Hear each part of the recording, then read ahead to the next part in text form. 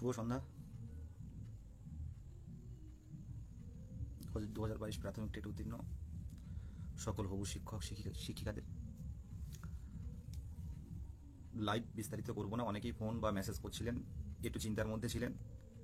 আজকে একটা প্রশ্ন উত্তর পর্বে বিধানসভা খুব সম্ভবত মাননীয় শিক্ষামন্ত্রী একটা কথা তুলে ধরেছেন।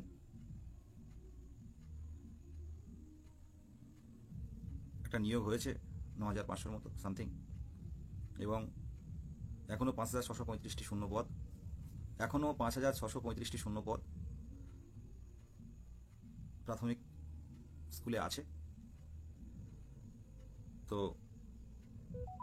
আপনারা এ নিয়ে চিন্তিত, অনেকেই চিন্তার মধ্যে আছেন যে এত কম শূন্য পদ। সেই বিষয়টা আমার নিজস্ব মতামত। আমি নিজে যেটুকু জানি বা তথ্য সংগ্রহ করেছি সেটুকু এটাই বোঝা যায় যে এই 5,635টি শূন্যপদ আজকের ডেটে দাঁড়িয়ে নেই। এই শূন্যপদটা পুরনো শূন্যপদ। আমাদের নতুন নিয়োগের যে শূন্যপদ ভ্যাকান্সি চাওয়ার ডিপিএসসি এখনো পর্যন্ত দিইনি। এটা যখন 2022-এর রিক্রুটমেন্ট, 2014 এবং 2017-র টেট উত্তীর্ণ যে নিয়োগ হয়েছিল, তো সব ভ্যাকান্সি কিন্তু বাইরে বের করা আমার যেটুকু মনে হয় করা হয়নি। 20-22-এর সমস্যাগুলো ছিল, তো সেই কারণের জন্য ভ্যাকান্সিগুলো কিন্তু কিছু কিছু ভ্যাকান্সি কিন্তু বাইরে আসেনি, ভ্যাকান্সি পড়েছিল। এছাড়াও 2014-র আমার মনে হয় এটাও একটা কারণ হতে পারে, 3929-এর কিছু ভ্যাকান্সি আছে, এই 3929-এর এই ভ্যাকান্সিটাই আছে। তো এগুলো নিয়োগ হয়নি। তো এই ভ্যাকান্সির কথাটাই কিন্তু স্যার তুলে ধরেছেন উনি। মানে আজকের ডেটে আপডেট নেই, আজকের ডেটে আপডেট ওনার কাছে নেই, থাকলে অবশ্যই শূন্যপদের সংখ্যা অনেক বাড়তো। এই 5,635টি ভ্যাকান্সি এটা কোনো বাস্তব মানে আজকের ডেটে মানে কি বলেন আপ টু ডেট ভ্যাকান্সি নয়। এটা অ্যাকচুয়ালি পুরনো ভ্যাকান্সি, যেটা এখন পর্যন্ত পর্ষদের কাছে ওই ভ্যাকান্সিটা আছে। তো আমাদের রিক্রুটমেন্টের ক্ষেত্রে যে ভ্যাকান্সি থাকার কথা সেই ভ্যাকান্সি কিন্তু নেই, সেই ভ্যাকান্সি কিন্তু এখনো পর্যন্ত ডিপিএসসি দিইনি। তাই এটা নিয়ে আপনারা হয়তো চিন্তাভাবনা করবেন না, এটা আমাদের তথ্য নয়, এই তথ্যটা পুরনো তথ্য। এটা 1 বছর আগে এপ্রিল মাসেও কিন্তু বলা হয়েছিল, এপ্রিল মাসেও কিন্তু এটা বলা হয়েছিল যে এই ভ্যাকান্সিটা আছে। আজ 1 বছর পরেও কিন্তু আজকের ডেটে আপনারা পোস্টের মধ্যে আমাদের মহিতের পোস্ট দেখতে পাবেন যে আমাদের অফিসিয়াল সাইটে, সেখানে 1 বছর আগে বলা হয়েছিল যে 5,635টি ভ্যাকান্সির কথা বলেছেন। আজকের ডেটেও সে একই vacancy, up to date vacancy স্যারের কাছে ছিল না। এটা একমাত্র মুখ্যমন্ত্রী নিজের মুখ থেকে বলবেন। এই ভ্যাকান্সিটা আমাদের পড়ে থাকা ভ্যাকান্সি পর্ষদের হাতে আছে। এবারে আসছি আরও অন্যান্য। তাহলে পরিষ্কার হয়ে গেল 5,635টি যে ভ্যাকান্সি, 35 না 36টি ভ্যাকান্সি এটা পর্ষদের হাতে আছে বর্তমানে। আর আমাদের ভ্যাকান্সি এখনো পর্যন্ত ডিপিএসসি থেকে কিন্তু কমিশনারের কাছে আসেনি। আর আপনারা এটা ভাবেন কি করে 10,000 কেন 20,000ও ভ্যাকান্সি আমাদের কিছুই কাজে লাগবে না। 20,000 ভ্যাকান্সি আমাদের কোনো কাজে লাগবে না, 30,000 ভ্যাকান্সিও আমাদের কোনো কাজে লাগবে না। আমাদের ভ্যাকান্সি দিতে 50,000। যদি আপনারা একটু আর ভালো করে দেখেন, যদি তথ্য নেন, শ্রেণী শিক্ষক অনুপাতে যদি শূন্যপদ পূরণ করার ইচ্ছে সরকারের থাকে, 54,800-র উপরে ভ্যাকান্সি আছে। এই তথ্যটা আপনারা জেনে রাখুন। নিয়োগ দিতে হবে। শিক্ষামন্ত্রী 5,000 বললেন কি 6,000 বললেন সেটা বড় ব্যাপার নয়। দীর্ঘদিন উত্তীর্ণরা বসে আছে, তার জন্য নিয়োগ দিতে হবে। এর জায়গা থেকে আমরা নড়ছি না, নড়ব না। এটা আপনারা কেন বুঝতে পারেন না? সরকার 2014 এবং 2017 রিক্রুটমেন্ট কবে এই 2022-এ এসে করলো? দীর্ঘদিন মানে দীর্ঘ বছর ধারাবাহিক নিয়োগ নেই। সেই জায়গায় দাঁড়িয়ে 20,000 ভ্যাকান্সি আমাদের কিছু হবে না। এই 22 যারা পাশ করেছে প্রত্যেককেই অন্তত স্কুলে ফেরানোর জন্য অন্তত একটা পথ রাখতে হবে, যে না প্রত্যেকে যাওয়ার সম্ভাবনা আছে। একটা শূন্য পদ আর 10 জন সেখানে ইন্টারভিউ দিতে যাবে, সেখানে যোগ্যতা খুঁজে পাওয়া যায় না, অনেক যোগ্য ক্যান্ডিডেট বাদ চলে যায়। যোগ্যতার ভিত্তিতে চাকরি হবে এটা সত্যি, কিন্তু প্রাথমিকে যারা টেট কোয়ালিফাই করেছে এবং যারা এই টেট কোয়ালিফাই করেছে এবং পূর্ণ প্রশিক্ষিত যারা আছে, প্রত্যেকেই যোগ্যতা রয়েছে। এক বাচ্চাদের পড়াতে, শিক্ষার্থীকে পড়ানোর মতো, প্রাইমারি স্কুলে গিয়ে পড়ানোর মতো প্রত্যেকেরই যোগ্যতা আছে। টিচার এলিজিবিলিটি টেস্ট কোয়ালিফাই করা মানে সে শিক্ষক হওয়ার যোগ্যতা নির্ধারণ পরীক্ষায় সে কোয়ালিফাই করেছে।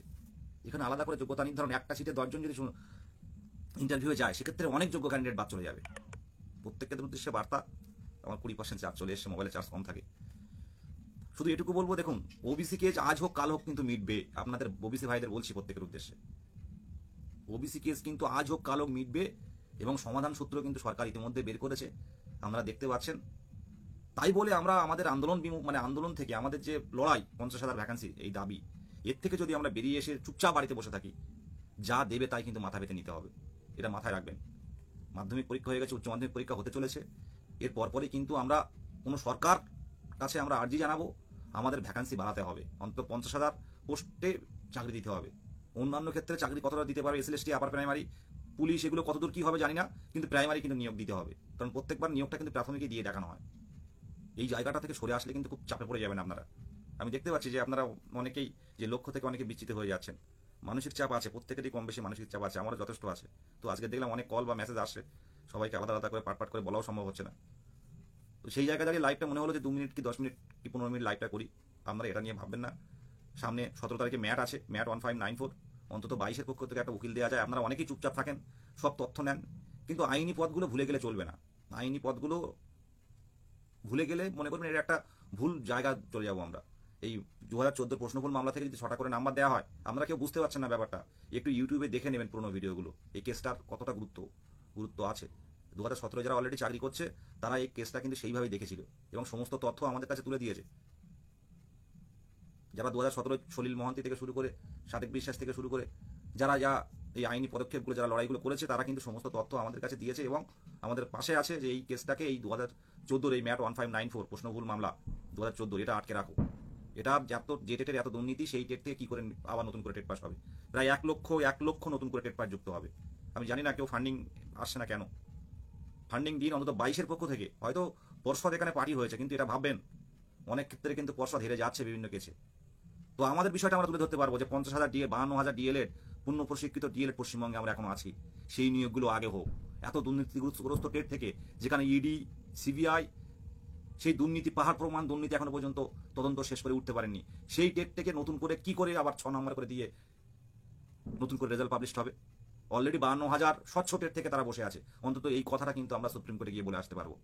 আমরা হয়তো এই ওবিসি মামলা করে করে হয়তো আপনারা আকর্ষণ হারিয়ে ফেলছেন, কিন্তু আবারও বলছি, উদ্যম নিয়ে থাকুন, পড়াশোনা করুন, উদ্যম নিয়ে থাকুন, আর ফান্ডিংটা দিন। বারে বারে একটা কথা বলতে ভালো লাগে না, সুপ্রিম কোর্টে একটা সুপার সিনিয়র অ্যাডভোকেট দাঁড় করাতে গেলে কত খরচ হয়, এটা কিন্তু আমরা গেছি, আমরা জানি। ঠিক আছে, প্রত্যেকের উদ্দেশ্যে বলবো, দেখুন 5,000 ভ্যাকান্সি দিলে কি হবে, আমার লাইভটা প্রথম থেকে শুনুন। 5,000 ভ্যাকান্সি কেন, ওটা আর একটা শূন্য বেড়ে যাবে, তাহলে ভ্যাকান্সি আমরা সন্তুষ্ট হব। সেই জন্য বলছি ধারাবাহিক আন্দোলনটা দরকার আছে, ধারাবাহিক আইনি পথে এবং রাজপথের লড়াইটা কিন্তু প্রয়োজন আছে। দেখুন আজকে আমরা দেখতে পাচ্ছি যারা চাকরি পেয়েছে প্রত্যেকেই স্কুলে যাচ্ছে। আজকে আমি একটা বাড়ি থেকে আসলাম, গ্রামের বাড়ি থেকে, সেখানে দেখছিলাম যে শিশু শিক্ষা কেন্দ্র, সেখানে কিন্তু বাচ্চারা ভালোই আছে, কিন্তু একটা সরকারি স্কুলে বাচ্চারা নেই, শিক্ষার্থীরা কম। শিশু শিক্ষা কেন্দ্রে কারা চাকরি করে, না আছে তাদের পূর্ণ প্রশিক্ষণ। সেই বাম আমলে এটা তৈরি করেছিল, বাম আমলের আত্মীয়রা এই চাকরিতে ঢুকে আছে সবাই এই শিশু শিক্ষা কেন্দ্রতে। আমাদের কাকিমা, জেঠিমা, ঠাকুরমা এরকম অনেকে পড়াচ্ছে। আর যারা যোগ্য ক্যান্ডিডেট, যারা টিচার এলিজিবিলিটি টেস্ট কোয়ালিফাইড, তারা আজ পথে রাজপথে রয়েছে। আজকে যে সরকারই বলুন না কেন, স্বজন পোষণ প্রত্যেক সরকারের আমলে কম বেশি হয়েছে, আমি তো দেখছি নিজের চোখে। তো 22 স্বচ্ছ টেট, এই দাবিটা কিন্তু আমাদের প্রত্যেক জায়গায় আছে এবং প্রধান দাবি ভ্যাকান্সি দিয়ে অন্তত এই টেটের যারা পাস করেছে ম্যাক্সিমাম যাতে বেরিয়ে যায়, সবার যাতে সুযোগ থাকে, সেই দাবিটা ধরে রাখুন আপনারা। এই ওবিসি কেস মিটবে তাই আমরা রাজপথে নামবো, এটা করলে হবে না। ওবিসি এ বা ওবিসি বি নির্দিষ্ট কোনো সম্প্রদায় নয়, ওবিসি বি এর মধ্যে সব সম্প্রদায়ের মানুষ আছে, বা ওবিসি এর মধ্যে নির্দিষ্ট কেউ আছে। তো সব মিলিয়ে একটা নির্বাচিত সরকার সিদ্ধান্ত নিয়েছে, জানি না কোথায়। আমি ওবিসি বি, আমি কারোর বিরুদ্ধে বা কারোর সপক্ষে কিছু বলবো না। দেখুন ওবিসি মামলা আজকে মিললে কালকে কিন্তু নোটিশ পাবেন না, আপনি নোটিশ পাবো আমরা, কিন্তু সেই ভ্যাকান্সিটা টার্গেট রাখতে হবে। আমরা কোনো সরকার বিরুদ্ধে কোনো রাজনীতি করতে নামবো না। আমাদের ভ্যাকান্সিটা, পর্যাপ্ত ভ্যাকান্সি দরকার আমাদের।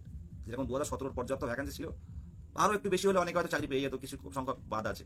তো সেই জায়গায় দাঁড়িয়ে আমাদের লড়াইটা রাখতে হবে, কারণ আমাদের অনেকের বয়স কিন্তু, এই ঘটনাটা লাইভ দেখছি, আমি দেখতে পাচ্ছি পূর্ব বর্ধমান থেকে, বয়স পেরিয়ে গেছে, 40-এর কাছাকাছি হয়ে গেছে। এখন বর্তমানে স্টুডেন্টের সাথে, বর্তমানে যারা ডিএলএড বা টেট পাস করে তাদের সাথে লড়াই করে তারা কিন্তু খুব চাপের হয়ে যাবে। তো ভ্যাকান্সি হলে এরা বেরোতে পারে একদম। কবিরুল ভাই বলছে উত্তরবঙ্গ থেকে, দিনাজপুর থেকে, we are genuinely qualified, we have OMR scan copy but we are deprived. হ্যাঁ একদম এক্স্যাক্টলি, এটাই সত্যি, দিতে হবে আমাদের। আমরা সরকারের বিপক্ষে নয়, আবার বলছি, ভ্যাকান্সিটা সরকার ক্রিয়েট করে। আমার কথা লাইভের অনেকে এই লাইভের যুক্তি কেউ সমালোচনা করে, কেউ বলে কিছু করে না, ঠিকই আছে। তো আমার কথা সরকারের বিপক্ষে নয়, এবারে বের করতে হবে। বিহারের নিয়োগ দেখুন, উত্তরাখণ্ডের নিয়োগ দেখুন, উড়িষ্যার নিয়োগ দেখুন, আপনি আসামের নিয়োগ দেখুন, ত্রিপুরার নিয়োগ দেখুন, প্রাথমিকে কী হারে নিয়োগ দিয়েছে, ওইভাবে ফেলে রাখা চলবে না, ওভাবে ফেলে রাখা চলবে না। এই ভ্যাকান্সিটা নিয়ে আপনারা ভাববেন না। আর যে ব্যাপারটা ওবিসি কেস এই 18 তারিখে জানি না সার্ভিস করা মানে আগে কেসটা ওঠার আগে যে অনেকে কমেন্ট করছিলাম দেখছিলাম, রিপ্লাই দিতে পারিনি। আমার ফেসবুক থেকেও বারে বারে মানে নোটিফিকেশন দেয় রিপ্লাই দেওয়ার জন্য, কিন্তু সবসময় হয়ে ওঠে না। কোনো মামলা হিয়ারিং হওয়ার আগে, দেখুন আমি মামলার খুব বেশি ভালো বুঝি তা নয়, অ্যাডভোকেট ভালো করে বুঝবেন। তো কোনো মামলা হিয়ারিং হওয়ার আগে মনে করুন একটা রিট জমা হলো, রিট করা হলো, ফাইল করা হলো, ফাইল করার পর নাম্বার পাওয়া যায় কয়েকদিনের মধ্যে বা 24 ঘন্টার মধ্যে, সেই নাম্বার নিয়ে মনে করুন ফাইল সার্ভিস করা মানে প্রত্যেকটা যে পার্টি আছে সেই পার্টির কাছে কিন্তু প্রত্যেকটা কিন্তু কপি পাঠাতে হয়। এবং মামলা হিয়ারিংয়ের আগে, যেদিন হিয়ারিং হবে সে তার আগে কিন্তু কপিগুলো পাঠিয়ে যে অপোজিশন পার্টি যারা থাকে, রেসপন্ডেন্ট যারা থাকে তাদের কাছে কিন্তু ফাইল পাঠাতে হয় যে ওই দিন মামলাটা, ওটাই বলে সার্ভিস যে পাঠাতে হবে মামলার এটা, যে এই দিন মামলাটা হিয়ারিং হবে। যারা বঞ্চিত মনে করেছে, তারা চ্যালেঞ্জ করেছে, যারা তারা এই কাজগুলো করে, যেটা আমাদের স্টেট গভর্নমেন্ট চ্যালেঞ্জ করেছে যে হাইকোর্টের অর্ডারকে সুপ্রিম কোর্টে নিয়ে গেছে, ওনারাই স্বতঃস্ফূর্তভাবে এটা করবেন। তো আইনি বিষয় আমি জানি না কতটা ঠিক বলছি ভুল বলছি, আমার যেটুকু কনসেপ্ট সেটুকু বলছে। 18 তারিখে কেস কতটা উঠবে সেটা 17 তারিখ রাতে বোঝা যাবে, কেসটা আদৌ উঠবে কিনা এখন কেউ বলতে পারবে না। আর কেউ জানলেও এখন বলবে না। যা এটা কোর্ট, একটা কথা বলি, কোর্ট কারো কথা মেনে চলে না। সোশ্যাল মিডিয়াতে কোর্ট নিয়ে কিছু বলাও কারো সম্ভব নয়, কারো ক্ষমতা নেই। আইনের পথে চলে, কোর্ট সবার উপরে, কোর্ট কোর্টের মতো চলে। সুপ্রিম কোর্ট বলুন, হাইকোর্ট বলুন, জেলা ডিস্ট্রিক্ট কোর্ট বলুন, কোর্ট কোর্টের মতো চলবে, কেউ আগে থেকে বলতে পারবে না। ওবিসি কেস 18 তারিখে উঠছে কিনা 17 তারিখে রাতে বুঝতে পারবো। এখনো পর্যন্ত যেটুকু ভাবনা 18 তারিখ শুনানি নিয়ে একটু আমার মতে মনে হয় একটু মানে শুনানি হবে কিনা সেটা একটু সন্দেহের আছে। দেখা যাক, চেষ্টা করে কি অবস্থা হয়। দেখুন মাননীয় মুখ্যমন্ত্রী যদি মনে করেন যেদের স্কুলে পাঠাবো মানে স্কুলে পাঠিয়ে বিধানসভা ভোট করানো হবে, এটা তো হয়েছে, এই 17-এও তো অনেকে গেছে, এবারে দেখলাম। দেখুন দীর্ঘ বঞ্চিত হয়ে আমরা এই জায়গায় চলে এসেছি, আমাদের আর বঞ্চনার জায়গা নেই। আমি একটাবার সবাই কাছে চেয়েছিলাম যে কোনো না কোনোভাবে মুখ্যমন্ত্রীর কাছে আমাদের দাবিগুলো এইভাবে করা হোক, কিন্তু সত্যি কথা বলতে কি চারিদিকে যেভাবে অনেক ক্যান্ডিডেট কিন্তু চিন্তার মধ্যে আছে, আমাদেরও চিন্তা অ্যাক্টিভ নেই। আজকে কি আমার কয়েকজন সাংবাদিক কল করেছিলাম, নেটে ছিলাম না, তো নিউজ থেকে কল করেছিল বিষয়গুলো, এই শূন্যপদের বিষয় জানার জন্য খুব সম্ভব। তা আমি 3-4 জনের কাছে, যারা অনলাইনে থাকে 3-4 জনের কাছে কল করেছিলাম, তো আমি কাউকে ফোনে পাইনি। হয়তো পরে ব্যাক করেছে তারা, কিন্তু জাস্ট টাইমে কেউ কিন্তু ফোন ধরেনি। আমি নেটে ছিলাম না, আমি যেহেতু বাড়ি থেকে আসলাম দীর্ঘ পথ, ফোন বের করে নেটে মানে অনলাইনে আসিনি। আমি দেখলাম কয়েকটা চ্যানেল থেকে কল করেছে আমাকে বিষয়টা জানার জন্য, তো আমি তথ্য দিতে পারিনি, পরে করলাম, তা বললো সে টাইম পেরিয়ে গেছে। হয়তো লাইভ টাইপ থাকে, অনেক সময় কথা বলে, তো তথ্যটা আগে জানার জন্য। তো এইরকম আগে যেমন একটা কলে সবাইকে পেয়ে যেতাম, গ্রুপে একটা মেসেজ করলে সবাই স্বতঃস্ফূর্তভাবে সাথে সাথে রিপ্লাই দিত, এখন কিন্তু অনেকটাই কিন্তু গতিটা অনেকটাই কমে গেছে। সত্যি কথা বলতে কি আমরা কিছুজন আছি, আমরা এখনো পর্যন্ত হেরে যাইনি। আমরা একদিন হলেও মেসেজ করি যে 22 স্টেট, আমরা কারা 22 স্টেট, এই কথাটা আমরাই শুরু করেছিলাম। সেই 11ই আগস্ট আমাদের যেদিন রায় হয়েছিল, বিএডের সার্টিফিকেট বাতিল হয়েছিল যেদিন, সেদিন আমাদের মহামিছিল হয়েছিল শিয়ালদার বুকে। অনেক ইতিহাস আছে 22 স্টেট, হয়তো অনেক বারে বারে টেট হবে, রেজাল্ট হবে, নিয়োগ হবে, কিন্তু এই 22 স্টেটের ইতিহাসটা মনে থাকবে। আজকে আন্দোলনের যদি খতিয়ান দেখানো হয়, আমরা অনেকেই গ্রুপে আছেন, নতুন যুক্ত হয়েছেন, আপনারা জানেন না প্রথমের লড়াইগুলো কতটা কঠিন ছিল। এবং আমাদের প্রত্যেকটা, অনেকে এখনো পর্যন্ত কোনো ফান্ডিং করেননি, কিন্তু আমাদের 10 থেকে 12টা কিন্তু কেস আপডেট গ্রুপ আছে। আমরা কিন্তু অনেক পদক্ষেপ নিয়েছি, আইনি পদক্ষেপ। হয়তো অনেকেই ভাববেন যে আইনি পদক্ষেপ, কিন্তু ইন্টারভিউ নোটিফিকেশন আসেনি, কিন্তু এই 22-এর অনেক সার্টিফিকেট কিন্তু আমরা বাতিল করেছি। আমরা আগামী দিনে দেখতে পাবেন সেগুলো দেখতে পাবেন। এই ম্যাট 1594 আছে, প্রত্যেকে যেটুকু পারেন সাধ্যমতো ফান্ডিংটুকু করুন। গ্রুপে দেখবেন কিউআর কোড আছে, এবং একটা কেস আপডেট গ্রুপে আমাদের যুক্ত করানো হবে, সেখানে তথ্য পাবেন, আপনারা নির্দিষ্ট টাইমে সঠিক তথ্য পাবেন। এটুকুই বলার। প্রত্যেকে ভালো থাকবেন। আর বিস্তারিত বলবো না, বিস্তারিত যথেষ্ট বলেছি, এটুকু বলবো 5636 এই শূন্যপদ আমাদের পর্ষদের কাছে আছে। আমাদের নতুন নিয়োগের শূন্যপদ এখনো পর্যন্ত ডিপিএসসি কিন্তু কমিশনার সাহেবের কাছে দিয়েছে কিনা আমরা জানবো না, তবে এখনো পর্যন্ত পর্ষদের কাছে যায়নি। এই শূন্যপদ একমাত্র মুখ্যমন্ত্রীর মুখ থেকে আমরা শুনতে পাবো, এটুকুই। শিক্ষামন্ত্রী এই কথাটা 1 বছর আগেও বলেছিলেন, 1 বছরের মধ্যে একটা শূন্যপদ বাড়েনি। এই তথ্যটা ঠিক এখন হাতে আছে। এখনো পর্যন্ত মুখ্যমন্ত্রী নতুন শূন্যপদ ক্রিয়েট করেন, প্রত্যেকবার নতুন করে শূন্যপদ তৈরি করেন।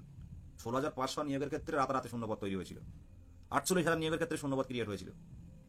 তাহলে শূন্যপদ ক্রিয়েট হবে, মুখ্যমন্ত্রীর নির্দিষ্ট প্রসেসে শূন্যপদ তৈরি করবেন, এবং যে শূন্যপদ রিটায়ার থেকে শুরু করে যারা আসে হবে। আর হিন্দি মাধ্যমে শূন্যপদগুলো আসা ছাড়তে হবে।